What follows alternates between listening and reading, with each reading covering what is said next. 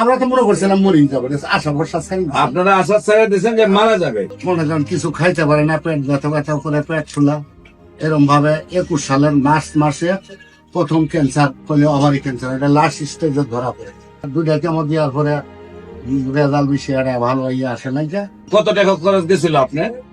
তো হয়তো প্রায় 18-20 লাখ টাকা। প্রায় 18-20 লাখ টাকা খরচ করে সুস্থ হওয়ার পরে আবার রোগটা 3 বছর পরে ব্যাক করছে। আসসালামু আলাইকুম ওয়া রাহমাতুল্লাহি ওয়া বারাকাতুহু। সম্মানিত দেশবাসী, আমি cancer specialist doctor S M Sarwar. আপনারা জানেন যে সারা ওয়ার্ল্ডের ডাক্তারদের একই বক্তব্য যে ক্যান্সার হলে আনসার নেই, ক্যান্সার হলে আমরা সাময়িকভাবে চিকিৎসা দিয়ে থাকি, একসময় ক্যান্সারের মৃত্যু হয়, এটাই মেনে নিতে হবে। বিশেষ করে আপনাদের সামনে পরিচয় করে দিচ্ছি যে একজন ক্যান্সার রোগী, আপনার কি হয়, আপনার তো স্ত্রী, ক্যান্সার রোগীর হাজবেন্ড মাত্র 1 মাস আমার কাছে চিকিৎসা হয়েছে।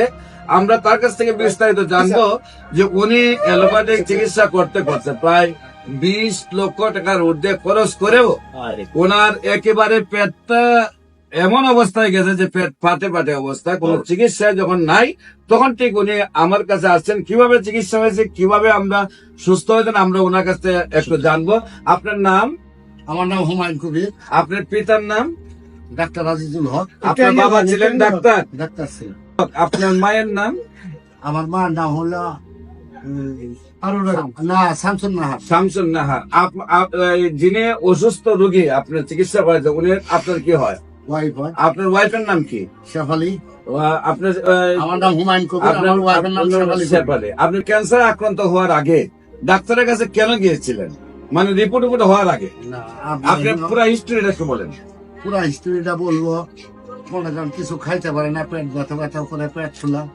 এরকম ভাবে 21 সালের মার্চ মাসে প্রথম ক্যান্সার করলে ওভারি ক্যান্সার, এটা লাস্ট স্টেজে ধরা পড়ে।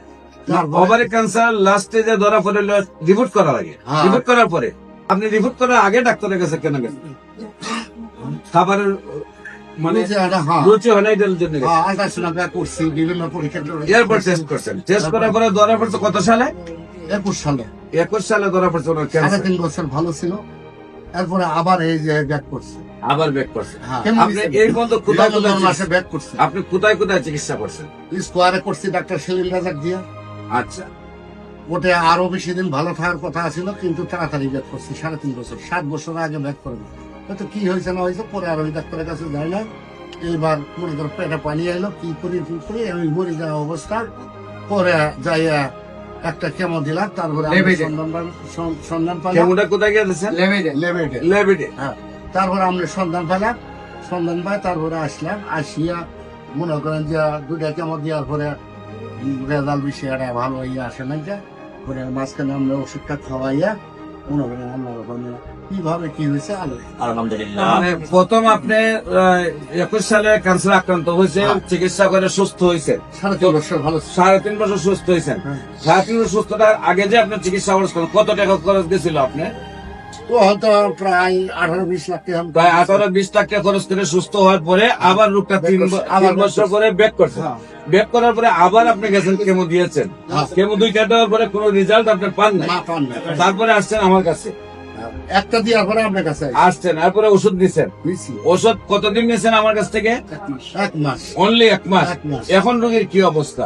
এখন আল্লাহর রহমতে খুব আরামে আছে। এখন রোগী এখন কি পেটের পানি টানি আছে? না, ওগুলো সব এখন আল্লাহর রহমতে সম্পূর্ণ সুস্থ আছে। আমরা তো মনে করছিলাম মরেই যাবে, আশা ভরসা ছেড়ে দিছি। আপনারা আশা ছেড়ে দিয়েছেন যে মারা যাবে, কিন্তু এখন আল্লাহর রহমতে সম্পূর্ণ সুস্থ।